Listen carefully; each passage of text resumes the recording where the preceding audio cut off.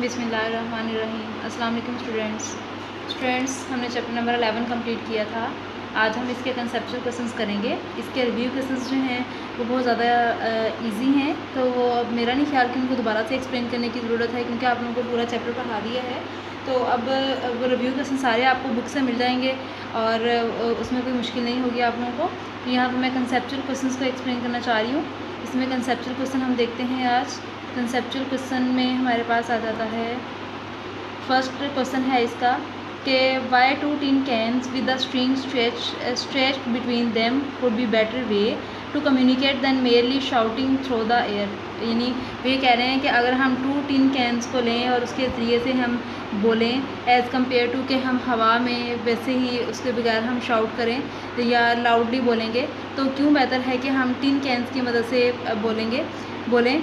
तो इसलिए क्योंकि टिन कैन्स जो हैं वो सॉलिड हैं, तो सॉलिड्स में साउंड जो है वो ज़्यादा जल्दी ट्रैवल करती है, ज़्यादा स्पीड होती है एज़ कम्पेयर टू एयर, क्योंकि एयर गैस है।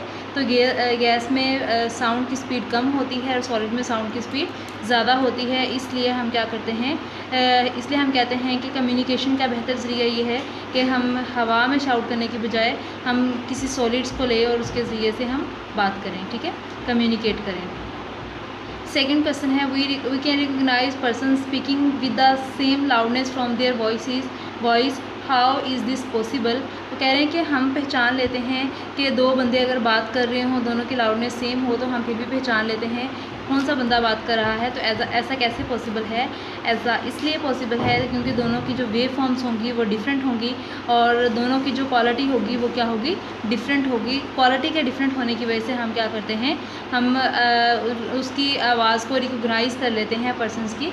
तो ये आप लोगों ने क्वालिटी की डेफिनेशन भी है कि हर इंसान की जो साउंड की या हर इंसान की जो क्वालिटी होती है वो क्या होती है, डिफरेंट होती है, जिसकी वजह से हम पहचान लेते हैं कि किस बंदे की आवाज़ है, ठीक है।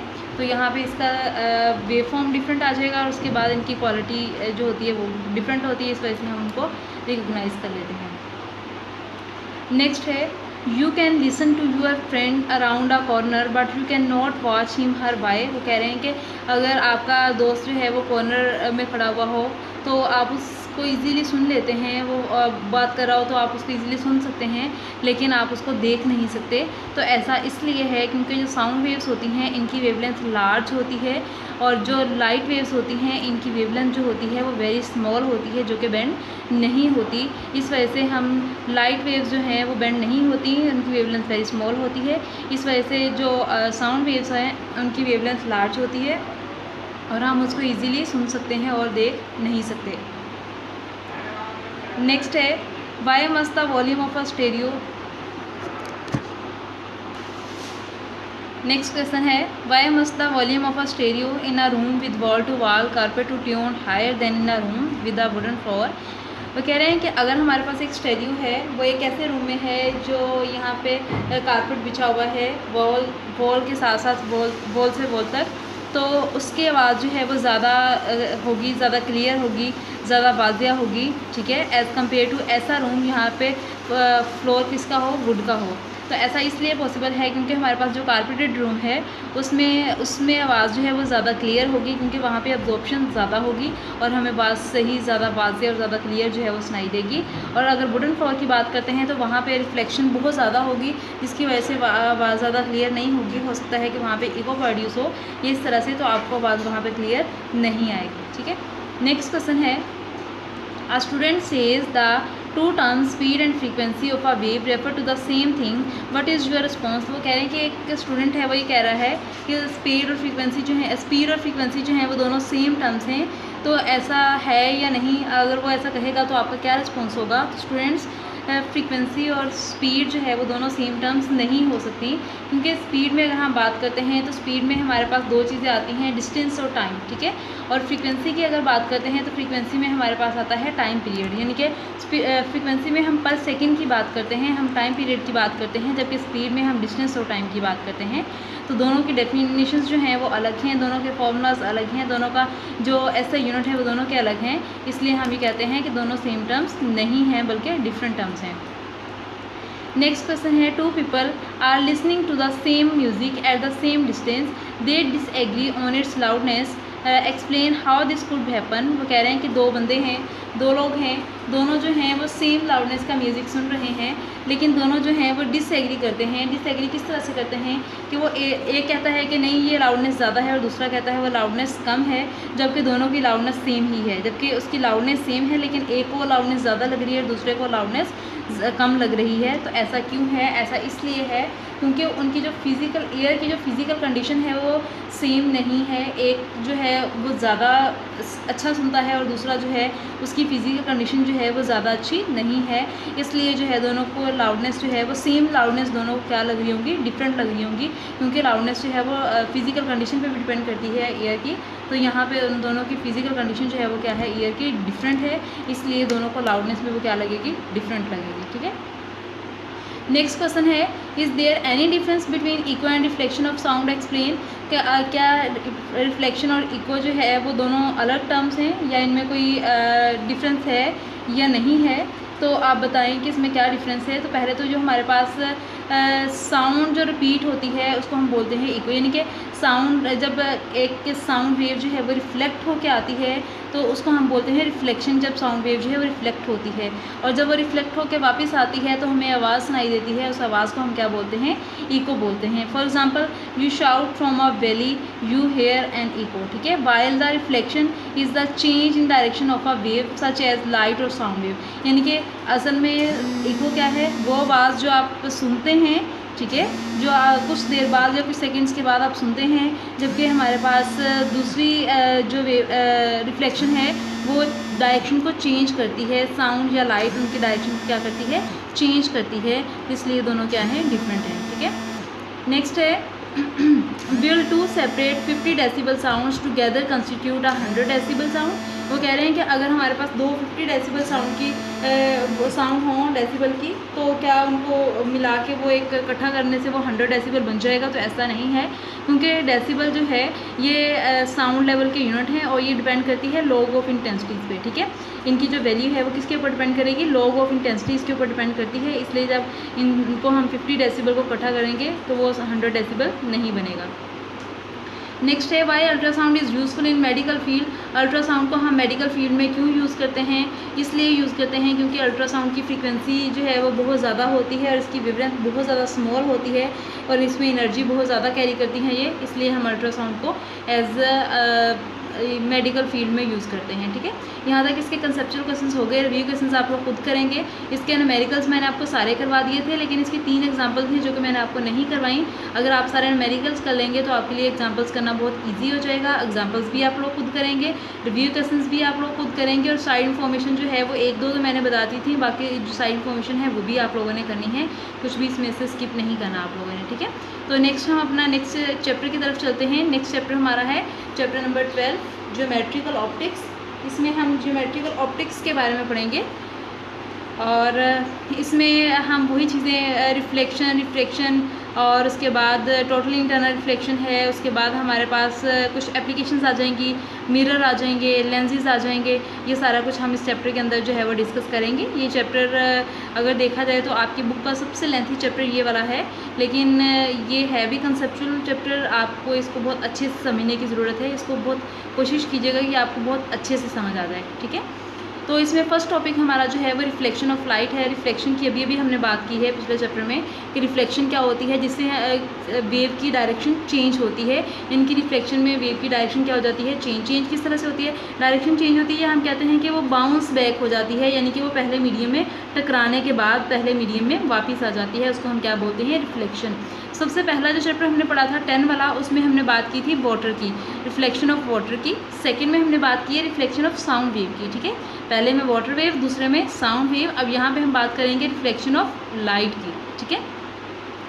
इसमें हम कंसीडर करते हैं हमारे पास एक मिरर है, हमने एक प्लेन मिरर ले लिया, वो इस तरह से रखा। ठीक है। उसके बाद यहाँ पे हम कंसीडर करते हैं कि हमारे पास एक रे है, लाइट रे है, जो कि इस तरह से आ रही है।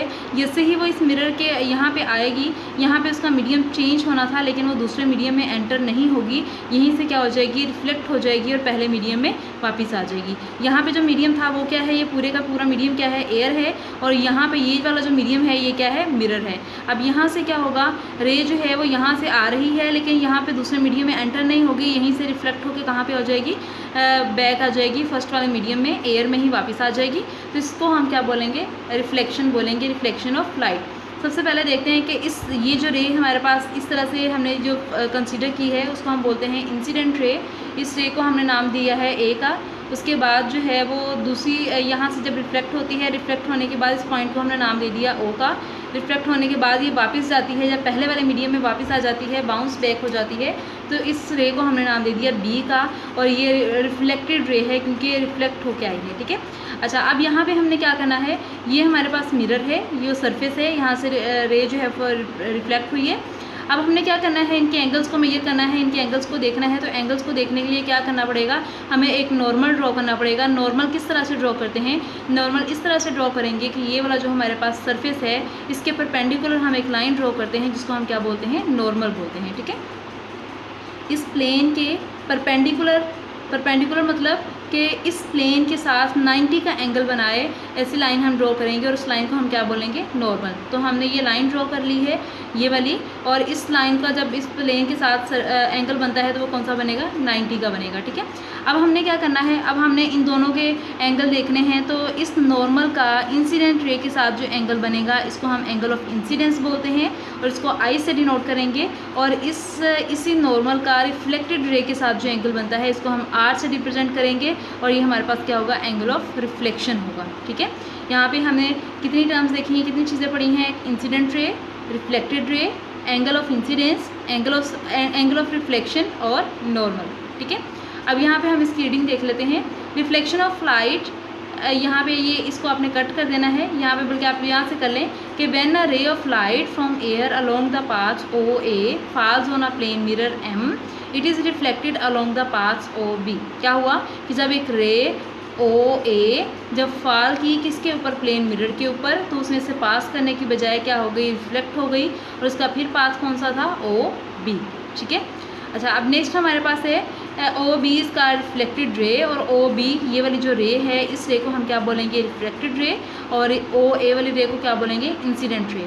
The angle between the incident ray A O and normal N, A O N is called the angle of incidence represented by I. ये एंगल ऑफ इंसिडेंस की डेफिनेशन आ जाती है कि हमारे पास ए ओ एन इनका जो एंगल बनता है इसको एंगल ऑफ इंसिडेंस बोलते हैं। इस तरह से ओ एन बी या ओ बी एन का जो एंगल बनता है वो कौन सा एंगल होता है, एंगल ऑफ रिफ्लेक्शन या रिफ्लेक्शन एंगल, तो इसको हम एंगल ऑफ रिफ्लेक्शन बोलते हैं। ये दोनों अलग अलग एंगल्स की डेफिनेशन है। इंसिडेंट रे की डेफिनेशन भी आप बना सकते हैं, रिफ्लेक्टेड रे की भी बना सकते हैं, इंसिडेंट एंगल की भी, और रिफ्लेक्शन एंगल ऑफ रिफ्लेक्शन की डेफिनेशन भी। 4 डेफिनेशन आप अलग अलग अपनी वर्डिंग में बहुत अच्छी सी करके लिख सकते हैं। The angle between the normal and the reflected ray O B N O B is called the angle of reflection represented by R, ठीक है। अच्छा, अब हम नेक्स्ट जो है वो इसकी डेफिनेशन देख लेते हैं। Now we can define the phenomena of reflection as, किस तरह से हम इसको डिफाइन करेंगे, when light travelling in a certain medium falls on the surface of another medium, जब लाइट जो है वो ट्रेवल करती है एक मीडियम में और फिर दूसरे मीडियम में फॉल करती है, a part of its turns back, क्या हो जाती है वो, बाउंस बैक हो जाती है या टर्न्स बैक हो जाती है पहले वाले मीडियम में, उसको हम क्या बोलते हैं, रिफ्लेक्शन बोलते हैं। मेरा नहीं ख्याल कि आप लोगों के लिए मुश्किल होगा क्योंकि पिछले 2 चैप्टर्स में आप लोग रिफ्लेक्शन पढ़ते आ रहे हैं, इसलिए इसको याद करना है, इसको समझना आप लोगों के लिए बहुत ईजी होगा, ठीक है। अच्छा, उसके बाद नेक्स्ट जो है वो लॉ ऑफ रिफ्लेक्शन है। अब लॉ ऑफ रिफ्लेक्शन में क्या है, रिफ्लेक्शन के 2 लॉज हैं। एक लॉ जो है वो ये कहता है कि the incident ray, the normal and the reflected रे, 3 है ना टोटल हमारे पास, एक इंसिडेंट रे है, एक रिफ्लेक्टेड रे है और नॉर्मल जो है वो तीनों एक ही सरफेस पे लाई करते हैं, एक ही पॉइंट पे लाई करते हैं। अगर मैं इसको आपको दिखाऊं ये, तो ये हमारे पास है, ये देखिए, ये हमारे पास इंसिडेंट, ये रिफ्लेक्टेड और ये नॉर्मल, ये तीनों कौन से पॉइंट पे लाई कर रहे हैं, ओ पॉइंट पे, ठीक है। तो ये फर्स्ट लॉ हमारा बन जाता है। और सेकंड लॉ जो है वो the angle of incidence is equal to the angle of reflection. इसमें हमारे पास सेकंड लॉ जो है, यानी कि एंगल ऑफ इंसिडेंस जो होगा वो एंगल ऑफ रिफ्लेक्शन के इक्वल होगा। फॉर एग्जांपल अगर ये हमारे पास 42 है तो ये भी कितना होगा, 42 होगा। ये किस केस में है, रिफ्लेक्शन के केस में। रिफ्लेक्शन के 2 लॉज हैं जो शॉर्ट के लिए बहुत इंपॉर्टेंट भी हैं, कि एक जो है वो तीनों नॉर्मल, रिफ्लेक्टेड और इंसिडेंट जो है वो तीनों एक ही प्लेन पे लाई करती हैं, और दूसरी बात जो है वो ये है कि angle of incidence is equal to angle of reflection, ठीक है। तो नेक्स्ट जो है वो हम इसका देखते हैं। नेक्स्ट हमारे पास आ जाता है टाइप्स ऑफ रिफ्लेक्शन। अब रिफ्लेक्शन की 2 टाइप्स हैं। कौन कौन सी टाइप्स हैं, एक हमारे पास आ जाती है रेगुलर रिफ्लेक्शन और दूसरी आती है इरेगुलर रिफ्लेक्शन। ठीक है, यहाँ पे आप देख सकते हैं टाइप्स ऑफ रिफ्लेक्शन, 2 टाइप्स हैं, रेगुलर रिफ्लेक्शन और इरेगुलर रिफ्लेक्शन। अब रेगुलर रिफ्लेक्शन कौन सी होती है, देखें अगर हमारे पास एक स्मूथ सरफेस है, ठीक है, यहाँ से रेज जो है वो एक सीक्वेंस के साथ आएंगी और एक ही पैटर्न में वो क्या होंगी, रिफ्लेक्ट होंगी, एक सीक्वेंस के साथ एक पैटर्न में उनकी रिफ्लेक्शन होगी। तो इस तरह की जो रिफ्लेक्शन होती है इसको हम बोलते हैं रेगुलर रिफ्लेक्शन, जो एक सीक्वेंस में जिनकी डायरेक्शन एक हो, ठीक है, जो स्मूथ सरफेस से रिफ्लेक्ट हो रेज, वो हमारे पास होती हैं रेगुलर रिफ्लेक्शन। ठीक है, इस तरह से अगर हम बात करते हैं इरेगुलर की, तो ऐसी रिफ्लेक्शन जो कि रफ सरफेस से होती है, जिसकी डायरेक्शन जो है वो सेम नहीं होती, बल्कि उनकी डायरेक्शन जो है वो भी सेम नहीं होती और वो एक सीक्वेंस के साथ एक ही पैटर्न में वो जो है वो रिफ्लेक्ट नहीं करती, इसलिए हम उसको बोलते हैं इरेगुलर रिफ्लेक्शन। ठीक है, तो यहाँ पे इन दोनों की डेफिनेशन है अलग अलग, ये भी क्वेश्चन आता है short question. Nature of reflection depend upon on smoothness of the surface, जो रिफ्लेक्शन की नेचर है वो किसके ऊपर डिपेंड करती है, स्मूथनेस पे। For example a smooth surface of a silver reflect rays of light in one direction only, अगर हमारे पास एक स्मूथ सरफेस है तो उसमें जो रिफ्लेक्शन होगी वो एक ही डायरेक्शन में होगी। द रिफ्लेक्शन भी by the smooth surfaces called regular reflection. तो आप इसकी डेफिनेशन इस तरह से बना सकते हैं कि the reflection bye smooth surfaces is called regular reflection, और साथ में इसकी एग्जांपल्स राइट कर सकते हैं। ठीक है, उसके बाद है most of object in every day world are not smooth on the microscopic level, the rough surface of these object reflect the rays of light in many direction, such type of reflection is called regular reflection. आप इस तरह से कर सकते हैं, the reflection by rough surfaces is called irregular reflection, और साथ में इसकी आप एग्जांपल्स भी दे सकते हैं। ठीक है, यहाँ तक हमारा आज का लेक्चर कंप्लीट हुआ। नेक्स्ट टॉपिक इंशाल्लाह हम नेक्स्ट लेक्चर में देखेंगे। अल्लाह हाफिज़।